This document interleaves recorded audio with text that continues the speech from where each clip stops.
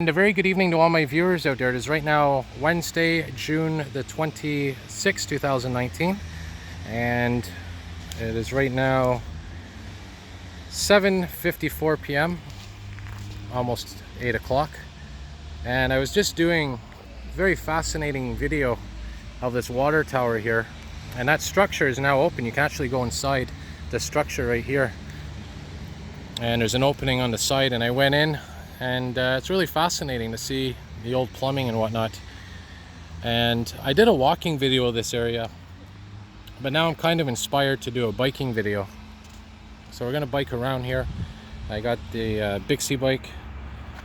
I'm in the process of tracking some storm clouds that just moved through, so I kind of got out tonight to do some storm chasing, if you want to call it that. But the storm that I was hoping was going to hit us decided to stay kind of to the north of the city. Bit of thunder activity, sporadic lightning, nothing major, but as you can see, some more storm clouds in the distance. So the conditions are ripe right now for more thunderstorms. But I figured, while we're waiting, why not do some biking videos and check out these old industrial areas. Now, like I said, a lot of these buildings you see here were once factories, and the 1800s, early to mid 1900s, textiles, fabrication, you name it. Mostly textile, but different types of industries. And a lot of these buildings have retained their original structure, even though a lot of these buildings now have been turned into lofts, housing, condos. In this case, it looks like a gym or something. But this water tower has been here for quite a while. And it's a landmark of this area. And it's a landmark to what was the industrialization of this whole area near the Lachine Canal. And another old building here.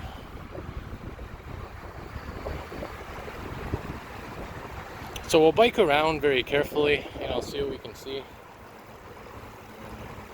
Looks like there was a fire here or something, some kind of damage. And it's a beautiful sunset tonight. So, like I said, we'll see what we can see. And if you remember my last walking video I did here, I think there was a lot more stuff in this yard here, this junkyard. Hey, I'll just take a little peek inside here, this parking lot. Just stroll around here, look at this. So I don't know what's in this building now, but might be vacant, might not be. I'm sure this ground is heavily contaminated with chemicals. Now this over here looks like it's a weight for trucks. So that tells me this was a recycling facility of some sort, because what happens is the trucks come in here and they go on this, which is a scale. And what they do is they weigh the truck when it's full of material, whether it's recyclable material or metal. And then the truck comes off, empties its contents into that warehouse.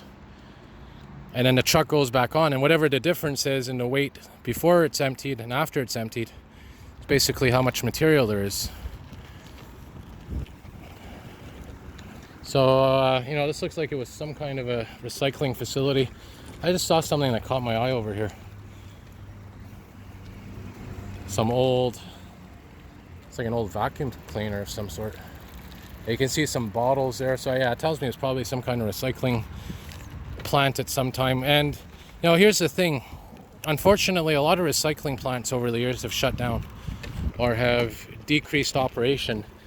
And that's because, either a lot of people don't recycle, but also, I worked in a recycling plant. It was one of my first jobs back in 2006.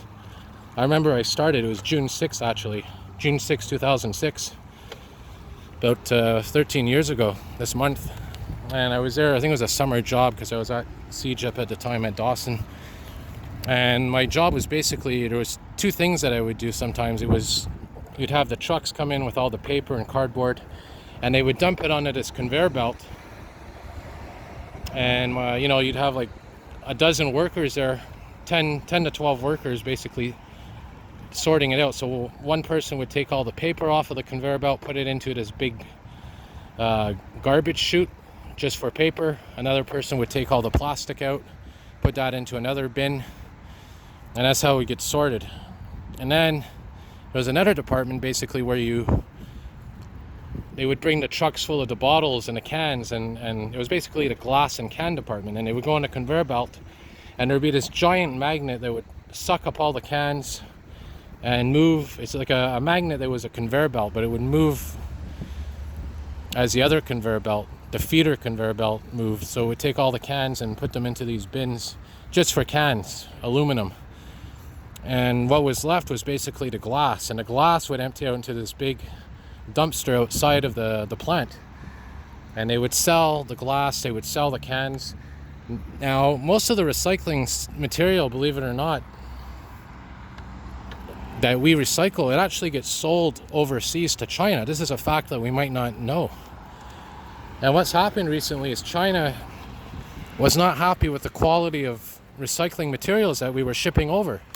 They were contaminated. So for example, they buy, let's say 100 tons, I'm just throwing a number out there, they buy 100 tons of cardboard, and they would bale, it's basically baled. So all the cardboard at the recycling plant, once it's sorted, it's put into these big bales.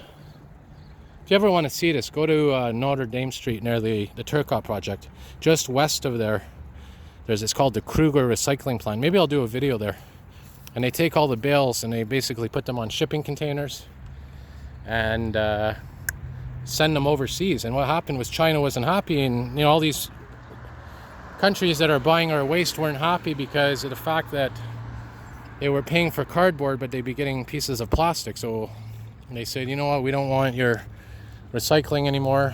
So unfortunately, that was the main customer basically of the recycling material. So now there's a crisis basically going on where a lot of this recycling material is just sitting in these recycling plants in the yards, and they have nowhere to send it. So like I said, it's probably a little known fact that most of the stuff that we recycle ends up that goes into the recycling bin actually ends up being shipped overseas, and they turn it into byproducts. But anyway, just a little story there. We're going to go back onto the main bike path here, and I'm going to pause the video and cross the street here and see what we can see. Alright, so as often happens, a little change of plans. I turned and headed to the east, turned right,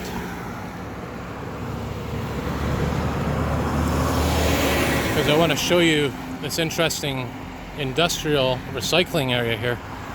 I want to show you in a moment. Really cool to see. A lot of stuff here. These are old pieces of equipment.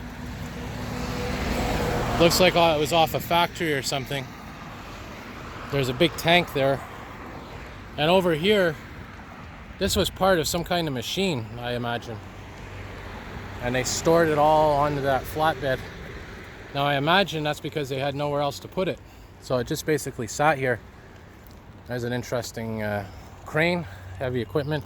And this old Ford truck here, it's a Econoline 350, probably definitely at the end of its life. There's that piece of machine as well. So, it wouldn't be surprising if these machines that you see here, these pieces of machinery, actually came from some of the buildings that are here, that were turned into lofts and, multi-purpose facilities. So they probably gutted these buildings out here that you see, took all the machinery, put it out here. This looks like an old textile machine. It's really fascinating to see this. And if you appreciate history and you appreciate industry, to see this is quite fascinating. I mean, who knows how old this thing is? Who knows what this machine was used for? Who knows how many hands have touched it? How many workers have touched it over the years? That looks like an old valve or an old pipe. And look at this, here's some condos that they made. But man, this is something else to see all this here. What a treat. There's an old forklift, an old flatbed. And there's some more stuff down there. Look at that, some old trucks, some old forklifts. This is turning out to be an interesting video. I hope you all are appreciating this, because You know, it's all part of history. That's amazing. I think it's been about a decade or so I've come by here and seen these pieces of equipment. Never actually went in here. Look at that. Old industrial equipment. So what I'm going to do, I'm going to head back out here. I'm going to wrap up the video. And going to head to the Villamar, Côte St. Paul area. And as always, more videos to come. All right, see y'all soon.